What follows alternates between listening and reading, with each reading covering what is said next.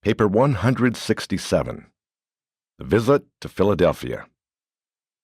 Throughout this period of the Perean ministry, when mention is made of Jesus and the apostles visiting the various localities where the 70 were at work, it should be recalled that, as a rule, only 10 were with him, since it was the practice to leave at least 2 of the apostles at Pella to instruct the multitude. As Jesus prepared to go on to Philadelphia, Simon Peter and his brother Andrew returned to the Pella encampment to teach the crowds there assembled. When the Master left the camp at Pella to visit about Perea, it was not uncommon for from 300 to 500 of the campers to follow him. When he arrived at Philadelphia, he was accompanied by over 600 followers. No miracles had attended the recent preaching tour through the Decapolis, and excepting the cleansing of the 10 lepers, thus far there had been no miracles on this Perean mission. This was a period when the gospel was proclaimed with power, without miracles, and most of the time without the personal presence of Jesus or even of his apostles. Jesus and the 10 apostles arrived at Philadelphia on Wednesday, February 22, and spent Thursday and Friday resting from their recent travels and labors. That Friday night, James spoke in the synagogue, and a general council was called for the following evening. They were much rejoiced over the progress of the gospel at Philadelphia and among the nearby villages. The messengers of David also brought word of the further advancement of the kingdom throughout Palestine, as well as good news from Alexandria and Damascus. 1. Breakfast with the Pharisees. There lived in Philadelphia a very wealthy and influential Pharisee who had accepted the teachings of Abner, and who invited Jesus to his house Sabbath morning for breakfast. It was known that Jesus was expected in Philadelphia at this time, so a large number of visitors, among them many Pharisees, had come over from Jerusalem and from elsewhere. Accordingly, about 40 of these leading men and a few lawyers were bidden to this breakfast, which had been arranged in honor of the Master. As Jesus lingered by the door, speaking with Abner, and after the host had seated himself, there came into the room one of the leading Pharisees of Jerusalem, a member of the Sanhedrin, and as was his habit, he made straight for the seat of honor at the left of the host. But since this place had been reserved for the Master, and that on the right for Abner, the host beckoned the Jerusalem Pharisee to sit 4 seats to the left, and this dignitary was much offended because he did not receive the seat of honor. Soon they were all seated and enjoying the visiting among themselves, since the majority of those present were disciples of Jesus or else were friendly to the gospel. Only his enemies took notice of the fact that he did not observe the ceremonial washing of his hands before he sat down to eat. Abner washed his hands at the beginning of the meal, but not during the serving. Near the end of the meal there came in from the street a man long afflicted with a chronic disease, and now in a dropsical condition. This man was a believer, having recently been baptized by Abner's associates. He made no request of Jesus for healing, but the Master knew full well that this afflicted man came to this breakfast, hoping thereby to escape the crowds which thronged him, and thus be more likely to engage his attention. This man knew that few miracles were then being performed. However, he had reasoned in his heart that his sorry plight might possibly appeal to the Master's compassion. And he was not mistaken, for when he entered the room, both Jesus and the self-righteous Pharisee from Jerusalem took notice of him. The Pharisee was not slow to voice his resentment that such a one should be permitted to enter the room, but Jesus looked upon the sick man and smiled so benignly that he drew near and sat down upon the floor. As the meal was ending, the Master looked over his fellow guests, and then, after glancing significantly at the man with dropsy, said, "My friends, teachers in Israel and learned lawyers, I would like to ask you a question. Is it lawful to heal the sick and afflicted on the Sabbath day or not?" But those who were there present knew Jesus too well. They held their peace. They answered not his question. Then went Jesus over to where the sick man sat, and taking him by the hand, said, "Arise and go your way. You have not asked to be healed, but I know the desire of your heart and the faith of your soul." Before the man left the room, Jesus returned to his seat, and addressing those at the table said, Such works my Father does, not to tempt you into the kingdom, but to reveal himself to those who are already in the kingdom. You can perceive that it would be like the Father to do just such things, because which one of you, having a favorite animal that fell in the well on the Sabbath day, would not go right out and draw him up? And since no one would answer him, and inasmuch as his host evidently approved of what was going on, Jesus stood up and spoke to all present. My brethren, when you are bidden to a marriage feast, sit not down in the chief seat, lest, perchance, a more honored man than you has been invited, and the host will have to come to you and request that you give your place to this other and honored guest. In this event, with shame you will be required to take a lower place at the table. When you are bidden to a feast, it would be the part of wisdom, on arriving at the festive table, to seek for the lowest place and take your seat therein, so that when the host looks over the guests, he may say to you, My friend, why sit in the seat of the least? Come up higher.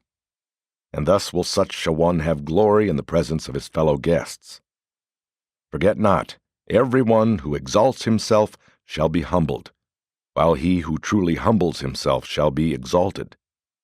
Therefore, when you entertain at dinner or give a supper, invite not always your friends, your brethren, your kinsmen, or your rich neighbors, that they in return may bid you to their feasts, and thus will you be recompensed. When you give a banquet, sometimes bid the poor, the maimed, and the blind. In this way you shall be blessed in your heart, for you well know that the lame and the halt cannot repay you for your loving ministry. 2. Parable of the Great Supper. As Jesus finished speaking at the breakfast table of the Pharisee, one of the lawyers present, desiring to relieve the silence, thoughtlessly said, Blessed is he who shall eat bread in the kingdom of God, that being a common saying of those days. And then Jesus spoke a parable, which even his friendly host was compelled to take to heart. He said, A certain ruler gave a great supper, and having bidden many guests, he dispatched his servants at supper time to say to those who were invited, Come, for everything is now ready. And they all with one accord began to make excuses. The first said, I have just bought a farm, and I must needs to go prove it. I pray you, have me excused. Another said, I have bought 5 yoke of oxen, and I must go to receive them. I pray you, have me excused. And another said, I have just married a wife, and therefore I cannot come. So the servants went back and reported this to their master. When the master of the house heard this, he was very angry, and turning to his servants, he said, I have made ready this marriage feast.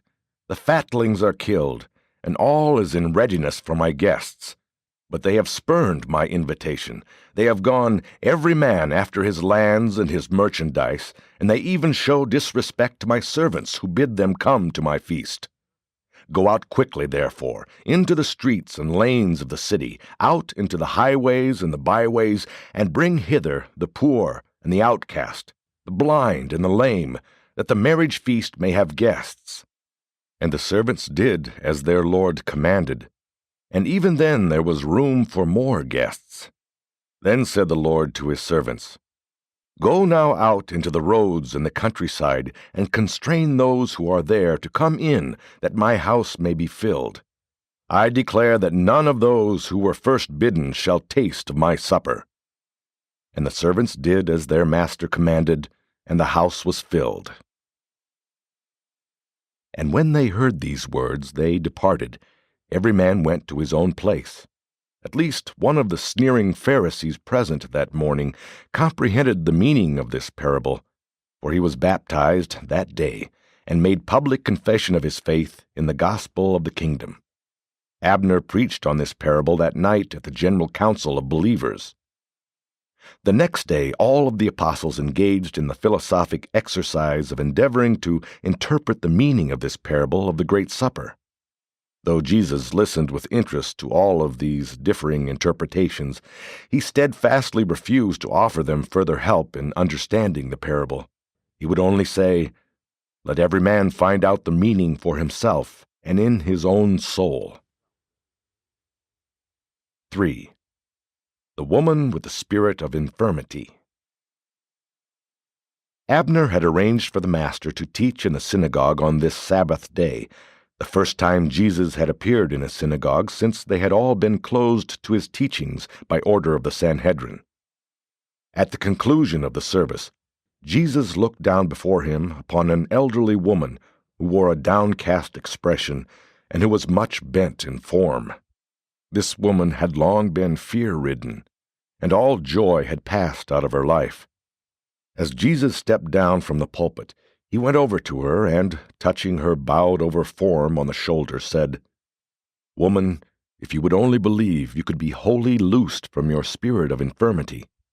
And this woman, who had been bowed down and bound up by the depressions of fear for more than 18 years, believed the words of the Master, and by faith straightened up immediately. When this woman saw that she had been made straight, she lifted up her voice and glorified God. Notwithstanding that this woman's affliction was wholly mental, her bowed-over form being the result of her depressed mind, the people thought that Jesus had healed a real physical disorder.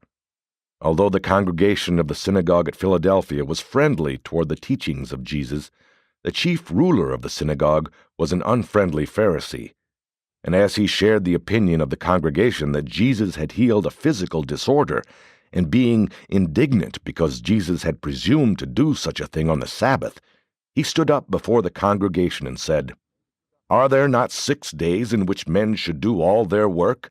In these working days come, therefore, and be healed, but not on the Sabbath day." When the unfriendly ruler had thus spoken, Jesus returned to the speaker's platform and said, "Why play the part of hypocrites? Does not every one of you, on the Sabbath, loose his ox from the stall and lead him forth for watering? If such a service is permissible on the Sabbath day, should not this woman, a daughter of Abraham, who has been bound down by evil these 18 years, be loosed from this bondage and led forth to partake of the waters of liberty and life, even on this Sabbath day?" And as the woman continued to glorify God, his critic was put to shame, and the congregation rejoiced with her that she had been healed. As a result of his public criticism of Jesus on this Sabbath, the chief ruler of the synagogue was deposed, and a follower of Jesus was put in his place. Jesus frequently delivered such victims of fear from their spirit of infirmity, from their depression of mind, and from their bondage of fear. But the people thought that all such afflictions were either physical disorders or possession of evil spirits. Jesus taught again in the synagogue on Sunday, and many were baptized by Abner at noon on that day in the river which flowed south of the city. On the morrow, Jesus and the 10 apostles would have started back to the Pella encampment, but for the arrival of one of David's messengers, who brought an urgent message to Jesus from his friends at Bethany near Jerusalem. 4. The message from Bethany. Very late on Sunday night, February 26, a runner from Bethany arrived at Philadelphia, bringing a message from Martha and Mary, which said, "Lord, he whom you love is very sick." This message reached Jesus at the close of the evening conference, and just as he was taking leave of the apostles for the night. At first Jesus made no reply.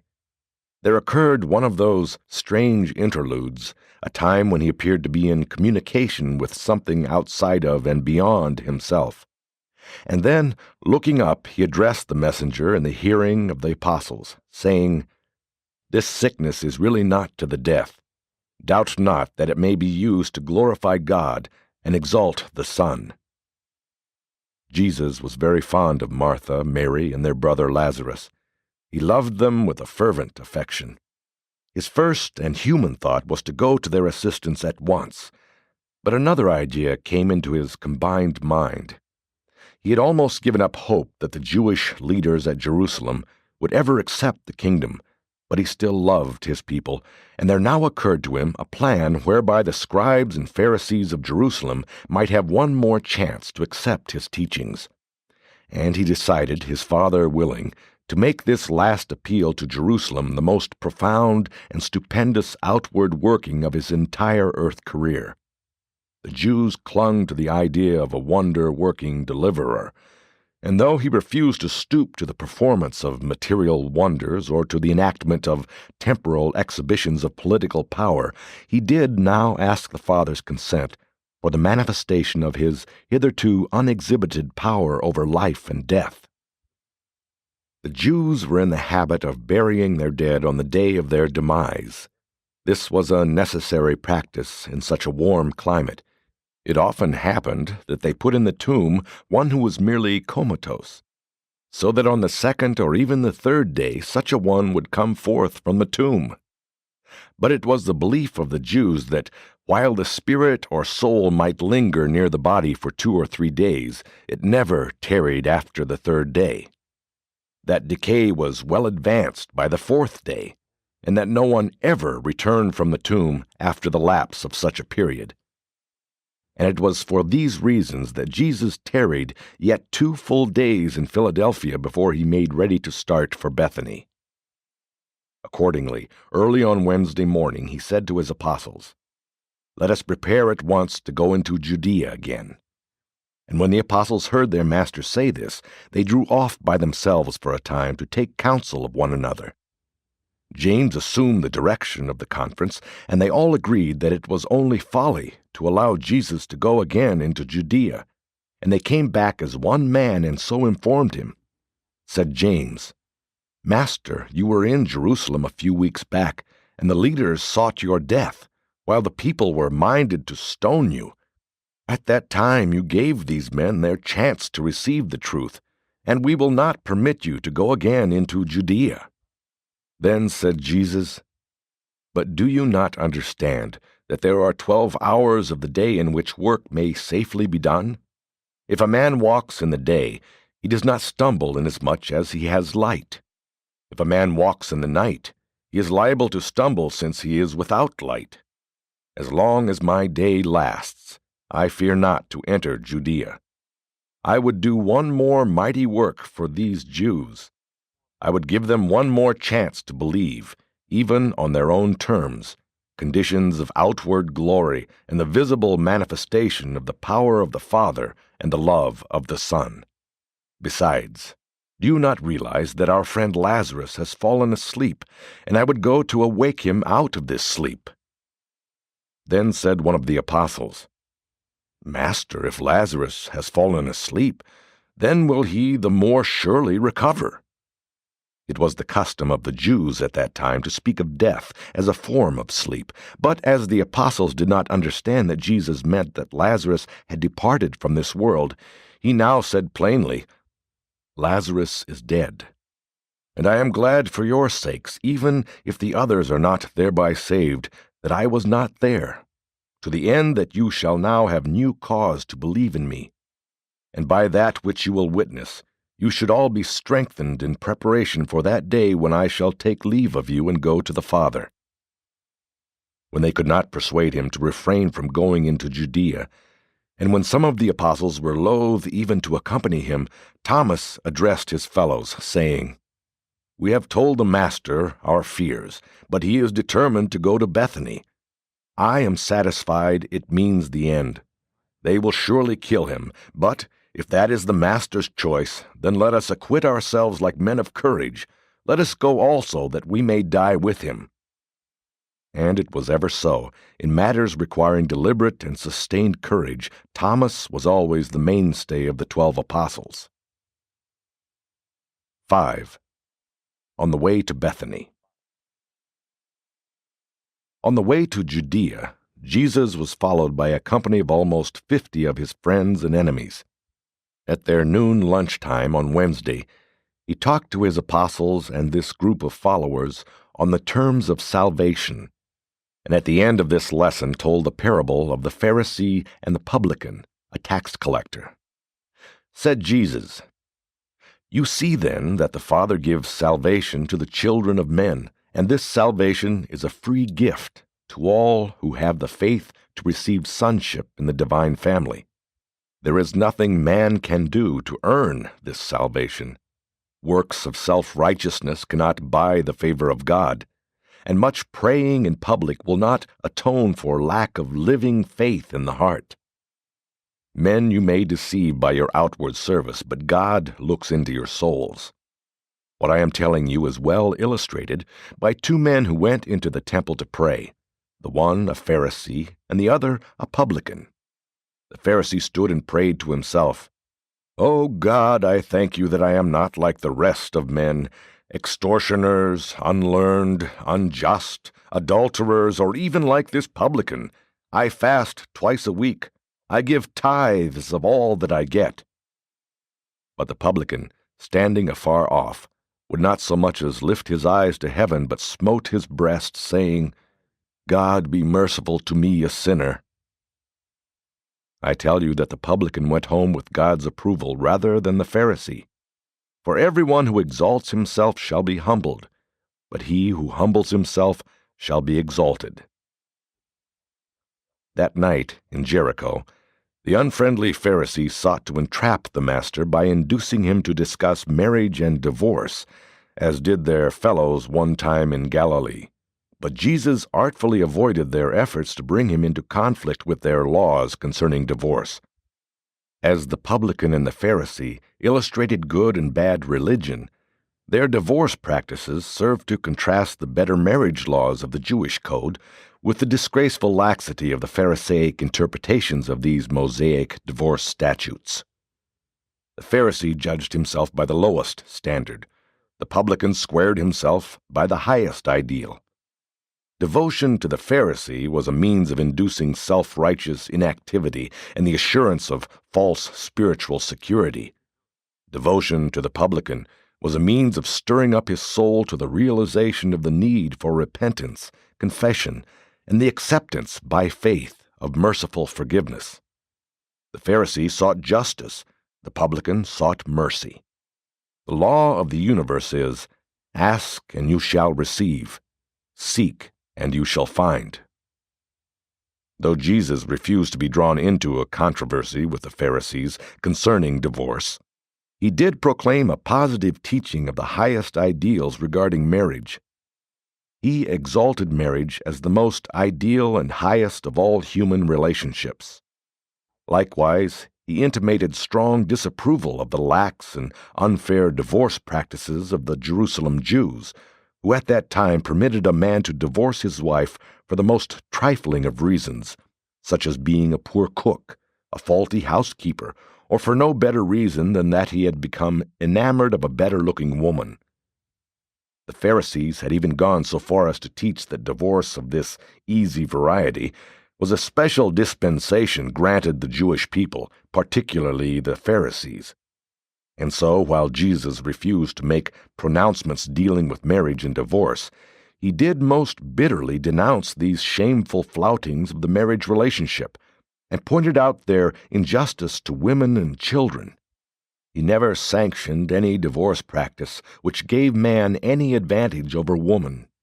The Master countenanced only those teachings which accorded women equality with men. Although Jesus did not offer new mandates governing marriage and divorce, he did urge the Jews to live up to their own laws and higher teachings. He constantly appealed to the written scriptures in his effort to improve their practices along these social lines.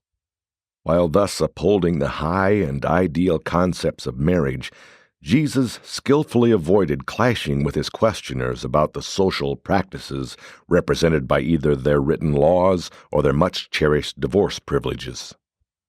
It was very difficult for the apostles to understand the Master's reluctance to make positive pronouncements relative to scientific, social, economic, and political problems.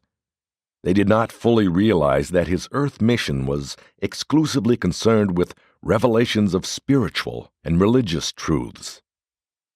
After Jesus had talked about marriage and divorce, later on that evening his apostles privately asked many additional questions, and his answers to these inquiries relieved their minds of many misconceptions. At the conclusion of this conference, Jesus said, "Marriage is honorable and is to be desired by all men. The fact that the Son of Man pursues his earth mission alone is in no way a reflection on the desirability of marriage. That I should so work is the Father's will, but this same Father has directed the creation of male and female, and it is the divine will that men and women should find their highest service and consequent joy in the establishment of homes for the reception and training of children, in the creation of whom these parents become co-partners with the makers of heaven and earth. And for this cause shall a man leave his father and mother, and shall cleave to his wife, and they two shall become as one. And in this way Jesus relieved the minds of the apostles of many worries about marriage, and cleared up many misunderstandings regarding divorce.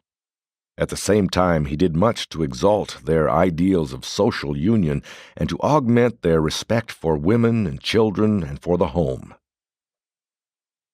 6. Blessing the little children. That evening, Jesus' message regarding marriage and the blessedness of children spread all over Jericho, so that the next morning, long before Jesus and the apostles prepared to leave, even before breakfast time, scores of mothers came to where Jesus lodged, bringing their children in their arms and leading them by their hands, and desired that he bless the little ones. When the apostles went out to view this assemblage of mothers with their children, they endeavored to send them away, but these women refused to depart until the Master laid his hands on their children and blessed them. And when the apostles loudly rebuked these mothers, Jesus, hearing the tumult, came out and indignantly reproved them, saying, "Suffer little children to come to me, forbid them not, for of such is the kingdom of heaven. Verily, verily, I say to you, whosoever receives not the kingdom of God as a little child shall hardly enter therein to grow up to the full stature of spiritual manhood." And when the Master had spoken to his apostles, he received all of the children, laying his hands on them, while he spoke words of courage and hope to their mothers. Jesus often talked to his apostles about the celestial mansions, and taught that the advancing children of God must there grow up spiritually as children grow up physically on this world.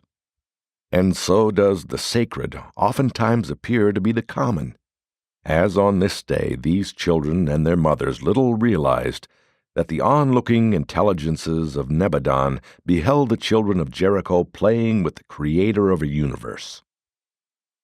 Woman's status in Palestine was much improved by Jesus' teaching, and so it would have been throughout the world if his followers had not departed so far from that which he painstakingly taught them. It was also at Jericho, in connection with the discussion of the early religious training of children in habits of divine worship, that Jesus impressed upon his apostles the great value of beauty as an influence leading to the urge to worship, especially with children. The Master, by precept and example, taught the value of worshiping the Creator in the midst of the natural surroundings of creation. He preferred to commune with the Heavenly Father amidst the trees and among the lowly creatures of the natural world. He rejoiced to contemplate the Father through the inspiring spectacle of the starry realms of the Creator's sons. When it is not possible to worship God in the tabernacles of nature, men should do their best to provide houses of beauty, sanctuaries of appealing simplicity and artistic embellishment, so that the highest of human emotions may be aroused in association with the intellectual approach to spiritual communion with God. Truth, beauty, and holiness are powerful and effective aids to true worship. But spirit communion is not promoted by mere massive ornateness and overmuch embellishment with man's elaborate and ostentatious art. Beauty is most religious when it is most simple and nature-like. How unfortunate that little children should have their first introduction to concepts of public worship in cold and barren rooms, so devoid of the beauty appeal and so empty of all suggestion of good cheer and inspiring holiness. The child should be introduced to worship in nature's outdoors, and later accompany his parents to public houses of religious assembly, which are at least as materially attractive and artistically beautiful as the home in which he is daily domiciled. 7. The talk about angels. As they journeyed up the hills from Jericho to Bethany, Nathanael walked most of the way by the side of Jesus, and their discussion of children in relation to the kingdom of heaven led indirectly to the consideration of the ministry of angels. Nathanael finally asked the Master this question: "Seeing that the high priest is a Sadducee, and since the Sadducees do not believe in angels, what shall we teach the people regarding the heavenly ministers?" Then, among other things, Jesus said, "The angelic hosts are a separate order of created beings. They are entirely different from the material order of mortal creatures, and they function as a distinct group of universe intelligences. Angels are not of that group of creatures called the sons of God in the Scriptures. Neither are they the glorified spirits of mortal men who have gone on to progress through the mansions on high. Angels are a direct creation, and they do not reproduce themselves. The angelic hosts have only a spiritual kinship with the human race. As man progresses in the journey to the Father in paradise, he does traverse a state of being at one time analogous to the state of the angels, but mortal man never becomes an angel. The angels never die, as man does. The angels are immortal unless, perchance, they become involved in sin, as did some of them with the deceptions of Lucifer. The angels are the spirit servants in heaven, and they are neither all-wise nor all-powerful, but all of the loyal angels are truly pure and holy. And do you not remember that I said to you once before that, if you had your spiritual eyes anointed, you would then see the heavens opened and behold the angels of God ascending and descending? It is by the ministry of the angels that one world may be kept in touch with other worlds. Or have I not repeatedly told you that I have other sheep not of this fold? And these angels are not the spies of the spirit world who watch upon you and then go forth to tell the Father the thoughts of your heart and to report on the deeds of the flesh. The Father has no need of such service, inasmuch as his own Spirit lives within you. But these angelic spirits do function to keep one part of the heavenly creation informed concerning the doings of other and remote parts of the universe. And many of the angels, while functioning in the government of the Father and the universes of the sons, are assigned to the service of the human races. When I taught you that many of these seraphim are ministering spirits, I spoke not in figurative language nor in poetic strains. And all this is true, regardless of your difficulty in comprehending such matters. Many of these angels are engaged in the work of saving men. Or have I not told you of the seraphic joy when one soul elects to forsake sin and begin the search for God? I did even tell you of the joy in the presence of the angels of heaven over one sinner who repents, thereby indicating the existence of other and higher orders of celestial beings who are likewise concerned in the spiritual welfare and with the divine progress of mortal man. Also are these angels very much concerned with the means whereby man's spirit is released from the tabernacles of the flesh, and his soul escorted to the mansions in heaven. Angels are the sure and heavenly guides of the soul of man during that uncharted and indefinite period of time which intervenes between the death of the flesh and the new life in the spirit abodes. And he would have spoken further with Nathanael regarding the ministry of angels, but he was interrupted by the approach of Martha, who had been informed that the Master was drawing near to Bethany by friends who had observed him ascending the hills to the east, and she now hastened to greet him.